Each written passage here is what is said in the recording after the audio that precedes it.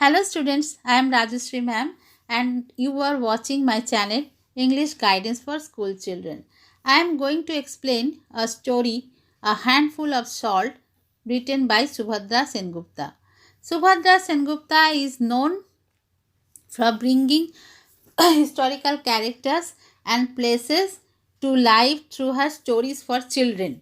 ये कहानी छोटे बच्चों को लेकर लिखा गया है और छोटे बच्चों के लिए ही लिखा गया है और ये इसका बैकग्राउंड जो है वो हिस्टोरिकल बैकग्राउंड है।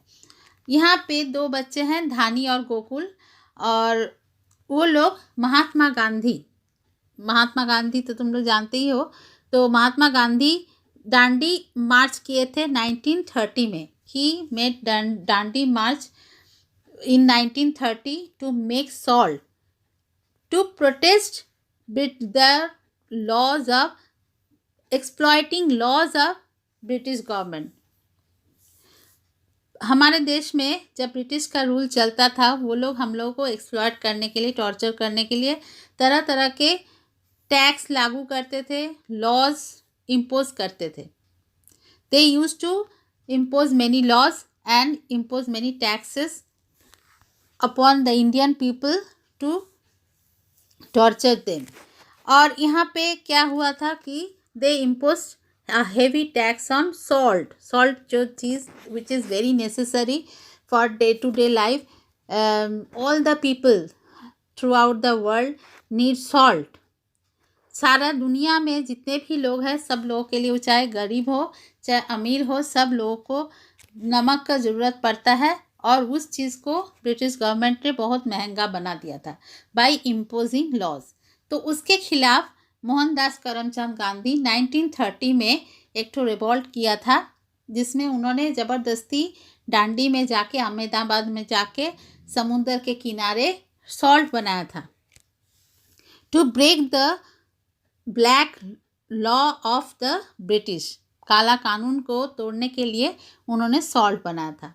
तो उस समय the whole country was behind him, उनके पीछे था टू सपोर्ट हिम। और यहाँ पे वो जहाँ जहाँ से वो लोग गांव से वो जा रहे थे सब लोग उनको उनका हौसला बढ़ाया, encouraged him and everyone joined him, try to join him. तो यहाँ पे भी बच्चे लोग भी बहुत उत्साहित थे। The children were also very much excited to see Bapu. Here the two boys, Dhani and Gokul, were also excited to see or view Bapu. So let's start with the story. Dhani and Gokul climbed up the tallest peepal tree. तो बच्चे लोग क्या हुआ कि देखने के लिए, बापू को देखने के लिए पीपल ट्री के ऊपर, जो सबसे ऊंचा पीपल ट्री था उसके ऊपर चढ़ गए। They are village children and they can easily, country children, they could easily climb up the tree. और वो लोग चढ़ गए उनको देखने के लिए। It was the best spot for a long distance view. They could see the rough village track for miles as it snaked away beyond the huddle of mud thatched huts to run along the Sabarmati river. वो लोग ऊपर से उठ के देखा कि village का जो ट्रैक मीन्स पाथ जो है वो स्नेक्ड अवे, वो ट्विस्टेड अवे, आड़ा टेढ़ा होके चला गया। Beyond the huddle of mud thatch huts, मतलब जो मट्टी का बना हुआ झोपड़ी एक साथ crowded, huddle means crowded together, जो एक साथ बना हुआ था उसके आगे चला गया है, निकल गया है साबरमती रिवर के तरफ। This morning the river lay glistening in the early morning light. और सुबह के समय क्या हो रहा था कि the river lay glistening means sparkle कर रहा था morning sunshine से। No one knew when the procession would come, so the two boys had come prepared for a long wait. तो सब लोग जानते नहीं थे कब procession आएंगे। procession means parade, माने एक के बाद एक जब आते हैं ना कोई सेलिब्रेशन के लिए तो उसी को procession कहा जाता है। तो वो लोग वेट कर रहे थे, वो लोग समझ में नहीं आता कि कब प्रोसेशन आएगा। तो वो लोग प्रिपेयर होके आए थे। कैसे? They were carrying a small cloth bundle of chapatis and a couple of bananas. तो वो लोग साथ में कई सारे रोटी और 2 ठो बनाना लाए थे। Dhani turn to his friend and asked, how will we know when Bapu is coming? अब धानी पूछा अपने फ्रेंड से कि हम लोग को कैसे पता चलेगा बापू कब आएंगे? Will there be someone beating a drum, singing and dancing? क्या वो आने से पहले कोई ड्रम बजाएगा, गाना गाएगा, नाचेगा? Gokul grinned, grin means he smiled ear to ear, बहुत बड़ा ब्रॉड स्माइल को ग्रीनिंग कहते हैं। और वो हंस के बोला, माथा ना हिला के, नहीं। What do you think this is a नौटंकी शो? तुमको क्या लगता है ये नौटंकी है? नौटंकी इज विलेज ड्रामा, गाँव के में जो ड्रामा होता है उसको नौटंकी बोला जाता है। The village had been talking of nothing else but the march for days. गांव में खाली इसी के बारे में चर्चा हो रहा है कई दिनों से। From what I can understand, Gokul began, Bapu will go to the sea side and make salt. अब गोकुल को थोड़ा सा ज़्यादा समझ में आता है, तो इसीलिए वो बोला कि मुझे जितना समझ में आ रहा है, बापू सी साइड में जाएंगे, समुंदर के किनारे, और नमक बनाएंगे। Salt, why salt? Dhani asked astonished. Astonished means surprise, greatly surprise. Dhani वो एकदम बहुत सरप्राइज हो गए, बोले कि नमक, क्यों नमक बनाएंगे? Burning English goods, wearing khadi, that made sense. वो तो अंग्रेज़ों का सामान और जलाना, और वेयरिंग खादी मतलब खादी का वो जो गांधी जी अपने चरखा में सूता काट के उससे कपड़ा बनाना सिखाए थे, मोटा कपड़ा बनाना सिखाए थे, उसी को खादी कहा जाता था। तो खादी पहनना और अंग्रेज़ों का सामान जलाना वो समझ में आता है। Why walk for days and then instead of a big and exciting bonfire of foreign goods make salt? चलते जाएंगे और फॉरेन गुड्स का और उसके बाद खाली नमक बनाएंगे, ये भी कोई बात हुआ? इसके बजाय कि फॉरेन गुड का एक ठो बड़ा सा एक ठो आग जलाया जाए, वो तो मज़ा आता है। असल में क्या होता था कि ब्रिटिश टाइम में ब्रिटिश लोग क्या करते थे, हमारे देश से ही रॉ मटेरियल, जैसे कि कपड़ा बनाने के लिए रॉ मटेरियल क्या होता है, रुई, कॉटन लेके जाते थे अपने देश में। कम दामों में हम लोगों से ही खरीदते थे, बहुत कम दामों में, at a very cheap rate they used to buy products from us, but they would make their own commodities, अपना सामान वहाँ पे बना के फिर उसको ज़्यादा दाम में हमारे देश में ले आकर हमारे ही देश में बेचते थे। तो गांधी जी ने कहा कि इससे उन लोगों को तो बहुत फ़ायदा होता है, उन लोगों को नुकसान कैसे किया जाए कि उन लोगों का लाया हुआ चीज़ जला दो, उसको खरीदो मत, हमारा अपना उद्योग इसी से बंद हो जाएगा। तो इसीलिए तुम लोग उसको जला दो और अपना देश का बनाया हुआ कपड़ा ही पहनो। तो और उस समय क्या करते थे, वो लोग बहुत सारा सामान ले जाकर जला देते थे। और जब जलता था, जैसे कि होली में होलिका जलता है ना, उसी तरह से बॉनफायर होता था, तो बच्चों को तो वो सब देखने में मज़ा आता है, उन लोगों को तो असली बात मालूम नहीं होता है। तो ये धानी बोला कि अरे कितना अच्छा बॉनफायर होता है फॉरेन गुड्स जलाने से, और उसके बजाय इतने चलते चलते फिर उसमें जाके खाली सॉल्ट बनाएंगे। Do you know all Indians have to pay a salt tax to the British government? Gokul asked Dhani. तो गोकुल का थोड़ा सा दिमाग मैच्योर था, हो सकता है कि वो बड़ा था थोड़ा, तो वो बोला धनी से, जानते हो ब्रिटिश गवर्नमेंट क्या कर रहा है? They are imposing tax on us, हम लोग के ऊपर सॉल्ट कर लिए टैक्स लगा रहे हैं, और बहुत बड़ा अच्छा खासा tax. Even the poorest peasant has to pay the tax. Poorest peasant means small farmers are called peasant, छोटे छोटे किसान जो एकदम गरीब है उन लोगों को भी टैक्स देना पड़ेगा। Bapu is protesting because he thinks it is very unfair tax. वो प्रोटेस्ट इसलिए कर रहे हैं बापू क्योंकि उनको लगता है ये बहुत अनफेयर है, दैट मीन्स अनजस्ट है, जो नहीं होना चाहिए। By law we are not allowed to make salt, और ऐसा कानून लागू कर दिया गया ताकि हम लोग नमक बना भी नहीं सकते।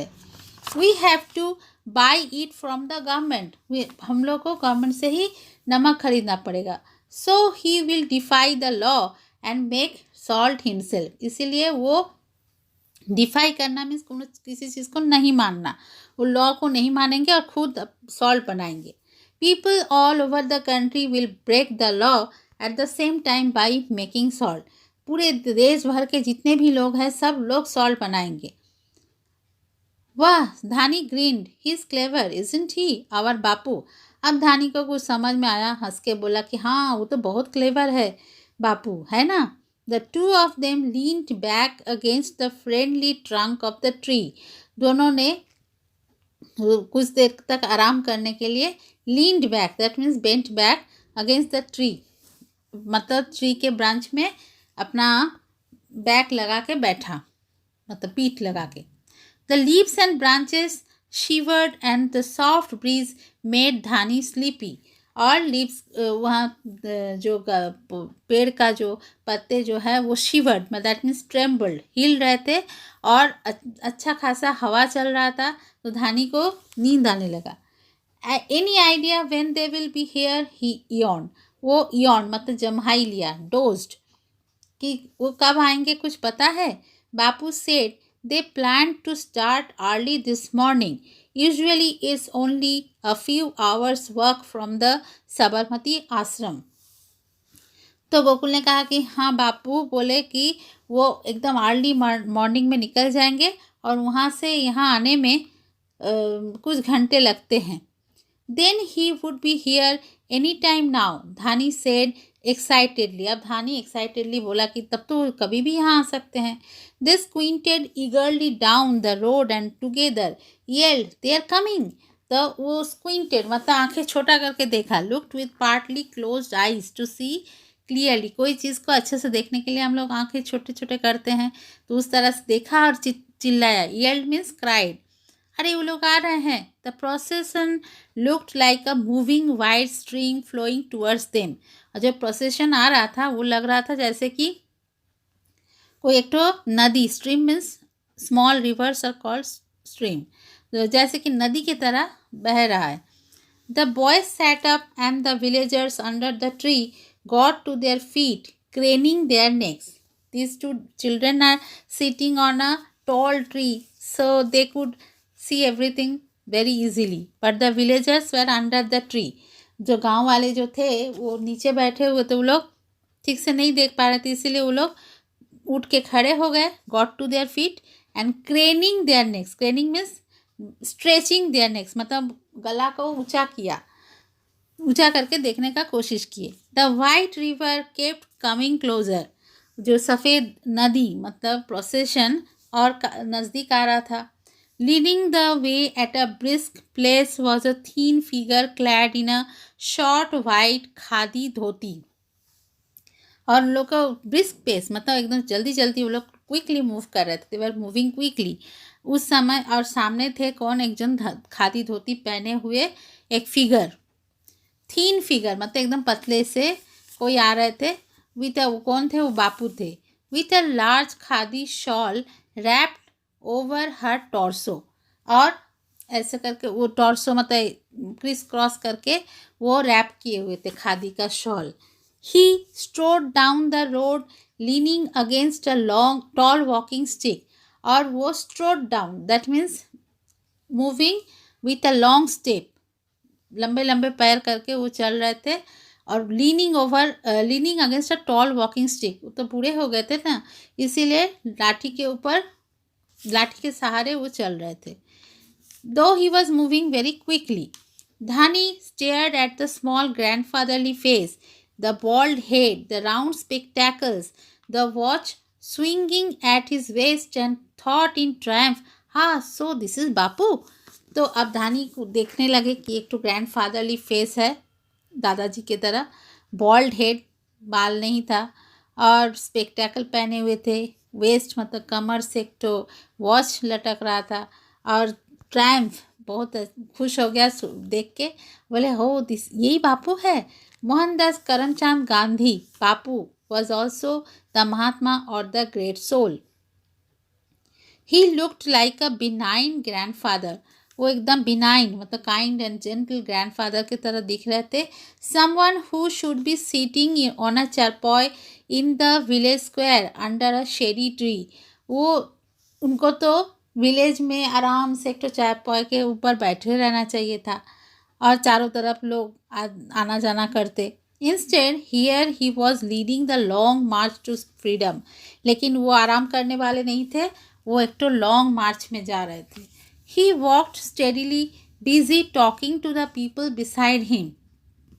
एकदम स्टेडीली वॉक कर रहे थे और सबके साथ बातें भी कर रहे थे. Once in a while someone would run up to garland him and he would smile gently. कभी कोई जाके उनको गार्लैंड पहना दिया. Garland is the wreath of flowers. फूलों का माला को गार्लैंड बोलते हैं. Another would reach down to touch his feet. कोई जाके उनका पैर छुआ. He would raise a hand in blessing. But he did not stop for a moment, walking with a surprising speed for a man who looked so frail. लेकिन वो कभी भी रुक नहीं रहे थे और उनके उम्र के हिसाब से और उनके जो फ्रेल मीन्स वेरी वीक, थीन पर्सनालिटी थे ना, वो उसके हिसाब से बहुत क्विक मूव कर रहे थे.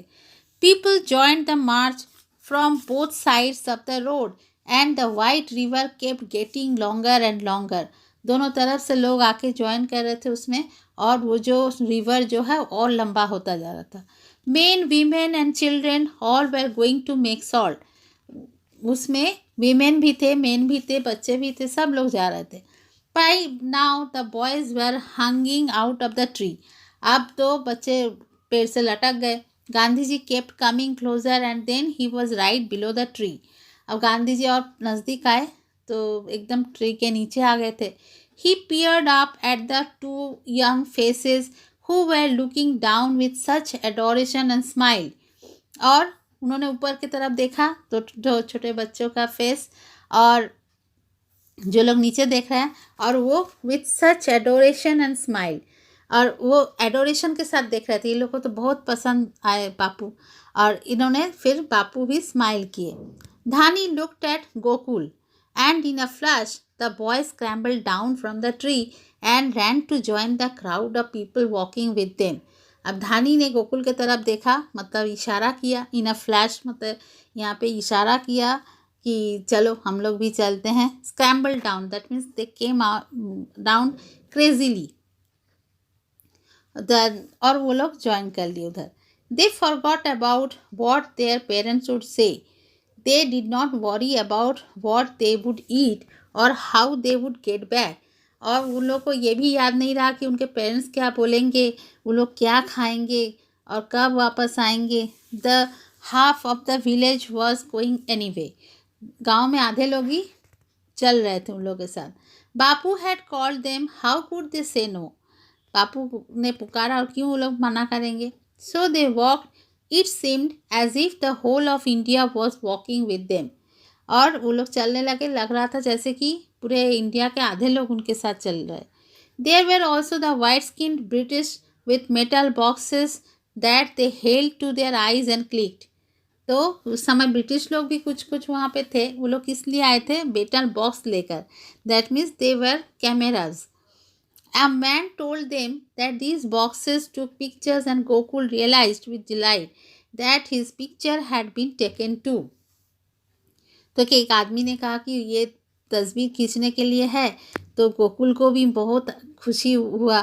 Delight means happiness. He felt happy that his picture was also taken. All the while the white river kept getting longer and longer. जितना समय गया उतना ही वो प्रोसेशन लंबा होता चला गया. Bapu chatting and smiling, waving and nodding marched on. अब बापू बातें करते रह गए, स्माइल करते रह गए, वेव करते रह गए और चलते गए. They went through villages where the road was covered with leaves and flowers over mud puddles and stony tracks. वो लोग विलेज से चलते गए. कहीं पत्ते पड़े हुए थे, कहीं फूल, कहीं छोटे छोटे कीचड़ भरा हुआ तालाब, कहीं पत्थर. They soon stopped to rest for the hottest part of the afternoon. बहुत जल्दी वो लोग आफ्टरनून में, दोपहर में जब बहुत गर्मी थी, वो लोग रुक गए कुछ देर के लिए रेस्ट लेने के लिए. The village women brought food for everyone. गांव के औरतें सब खाना लेके चले आए उन लोग के लिए, vegetables and chapatis. What is Bapu eating? Dhani wondered anxiously. Dhani ने सोचा कि बापू क्या खा रहा है. With all this walking he will need lots of energy. ये चलने के समय उनको तो बहुत सारा एनर्जी चाहिए. Gokul looked around at the people sitting near by. Gokul चारों तरफ देखा जब लोग बैठे हुए थे. सम वेयर डोजिंग. डोजिंग में सोई. यॉर्निंग माने टेकिंग दे जम्हाई ले रहे थे. while others were huddled together talking. Some people were together. Some people crowded together and went on talking. The boys went close to one group of men. तो बच्चे लोग एक ठो ग्रुप ऑफ मेन के पास गए. One of them wearing a dhoti and kurta, chewing pan and speaking in a heavy accent, asked, "For how long do we have to walk?" एक आदमी धोती कुर्ता पहना हुआ और पान खा रहा था और एकदम हेवी एक्सेंट में पूछा, हम लोग कब तक ऐसे चलते रहेंगे. Another answered haltingly. थोड़ा सा रुक के अनसर्टनली बोला. एक दूसरों ने आंसर किया, well Sabarmati is Ahmedabad and Dandi is on the Bombay coast line. If calculated that would be about 385 kilometres. अब एक जन उनको जानकारी था, वो बोला कि ये बॉम्बे में तो साबरमती है, साबरमती इज़ इन अहमदाबाद और दांडी इज़ इन बॉम्बे. बॉम्बे में दांडी है और साबरमती अहमदाबाद में है, तो दोनों का डिस्टेंस है 385 kilometers. There was complete silence as everyone digested the long distance they would have to walk. अब वो लोग थोड़ा सा चुप हो गए ये जानकर कि कितना लंबा ये जर्नी है. And by my calculation, the man continued, if we go the way we have started, walking only in the mornings and evenings, it will take us 3 to 4 weeks. तो आदमी ने कहा कि जिस तरह से हम लोग सुबह और शाम को खाली चल रहे हैं, इस तरह से चलते रहेंगे तो हम लोग को 3-4 हफ्ते लग जाएंगे. Trust Bapu to think of something like this. Do you realise that for all those days the whole country will be hearing and thinking about us. Nothing could help our cause more. तो इन लोगों ने कहा, he is uniting the nation by making salt. He truly is a brilliant man. तो वो बोले कि देखो बापू के ऊपर ट्रस्ट करो.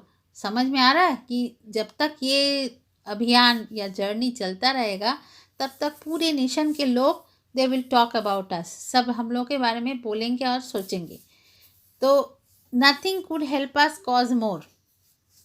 इससे ज़्यादा हम लोग क्या कर सकते हैं. वो पूरे देश को नमक बना के इकट्ठा कर रहे हैं. Uniting the nation. He truly is a brilliant man. सचमुच वो बहुत ही ब्रिलियंट है. Just then the boys noticed a tall thin man coming towards them. इस समय अचानक उन लोगों को नोटिस आया कि एक लंबे पतले आदमी आ रहे हैं उन लोग की तरफ. He stopped near them. Both the boys and the man looked at each other in astonishment. अब उन लोगों को समझ में आया, बहुत ज़ोर से सरप्राइज हुआ, समझ में आया. Before blurting out together. जब तक कि वो ना बोले. Blurting out means to say something suddenly. Suddenly जब तक वो नहीं बोले कि what are you doing here, तुम लोग क्या कर रहे हो, ये जब तक नहीं बोले तब तक वो तो देखते रह गए वो लोग. Gokul's father had also joined the march and they didn't even know. Gokul के फादर भी मार्च में आए थे, वो लोग जानते नहीं थे. He shook his head. I should have known you two would do something like this. अब बोले कि हमको मालूम था कि तुम लोग ज़रूर ऐसा कुछ करोगे. Well now it is time to go home. I know it is fun and you would like to go on, but it is a long walk to Dandi and it is not for small boys. तो हम जानते हैं इसमें बहुत मज़ा आ रहा है, लेकिन डांडी में जाना बहुत लंबा रास्ता है, तो तुम लोग छोटे बच्चों के लिए नहीं है. Will you be going. Gokul wanted to know. Gokul बोला कि आप जाइएगा. His father shook his head. No I am going back to with the others from our village. नहीं, हमारे गांव के लोगों के साथ हम भी वापस जा रहे हैं. Bapu does not want us to leave our work. हमारे बापू नहीं चाहते हैं कि हम लोग अपना काम छोड़ के जाए. There are others who will take our place at every village and town they go through. हमारे जगह हर गांव में कोई ना कोई हमारा जगह ले लेगा, हर शहर में और हर गांव में. Can we take another look at Bapu before we leave. Dhani asked and Gokul's father nodded. Dhani ने पूछा कि हम लोग जाने के पहले क्या और एक बार बापू को देख सकते हैं? गोकुल के फादर बोले कि हाँ। Gandhi ji was fast asleep on a charpoy under the shade of a tree. They gave him one last admiring glance and began the long trudge home. अब गांधी जी चारपॉय के ऊपर लेटे हुए थे, सो गए थे, फास्ट asleep, बहुत गहरी नींद से सो रहे थे। और इन लोगों ने एक बार एडमायरिंग ग्लांस, मतलब एडमायर करना मीन्स लाइक करना, to like someone very eagerly deeply, तो एडमायरिंग ग्लांस दिया और began the long trudge home. Trudge home means tiring walk, क्योंकि वो लोग तो गांव से काफ़ी दूर चले आए थे, उन लोग को समझ में नहीं आया था। तो अभी वो लोग जब वापस जा रहे हैं तब वही वॉक बहुत ही टायरिंग लग रहा था, तो वो लोग फिर घर पे वापस चले गए। So this is the explanation of this story. Students, if you want to ask anything, then you can ask it in the comment box.